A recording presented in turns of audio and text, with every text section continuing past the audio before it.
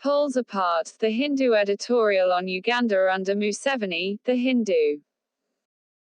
Yoweri Museveni, Uganda's 76-year-old leader who has been in power since 1986, won another 5-year term in the January 14 presidential election, but the contested result has pushed the country into its worst political crisis in decades.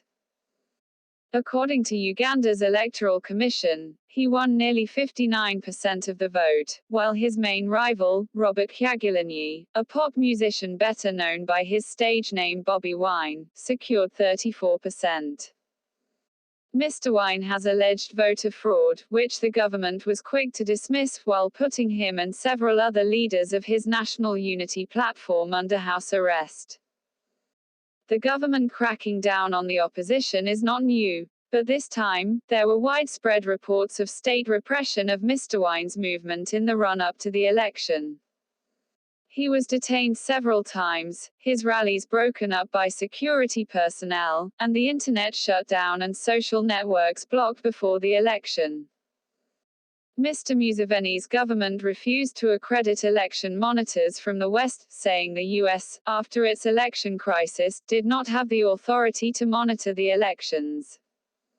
Observers from Africa have documented irregularities, including illegal opening of ballot boxes and arrests of members of civil society groups observing elections.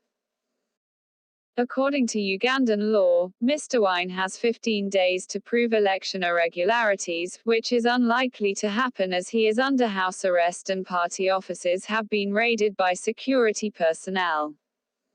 The internet was restored almost a week after the shutdown, but social media platforms, which his campaign used to connect with the public, are still blocked.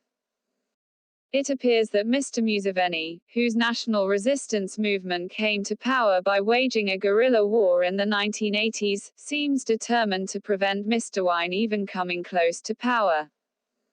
Uganda has long been torn by coups and violence before Mr. Museveni's rise. Even after Idi Amin, the infamous dictator, was overthrown in 1979, politics remained volatile and violent. Mr. Museveni, when he captured power, promised reforms and stability. Consolidating power rather quickly, he offered a stable government and made Uganda an ally of the West in the fight against radicalism in East Africa. But his grip on power tightened and he forcefully kept the opposition below the radar. In 2005, Mr. Museveni amended the constitution to remove the presidential term limits and in 2017, signed a law scrapping the age limit of 75 for presidential candidates.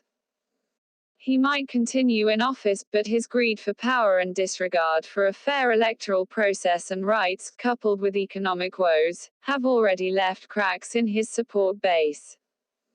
Mr. Wine, in a short span, has emerged as the president's most potent political rival. Mr. Museveni must realize that short-circuiting the democratic process might force Uganda to repeat its history of violent transfer of power.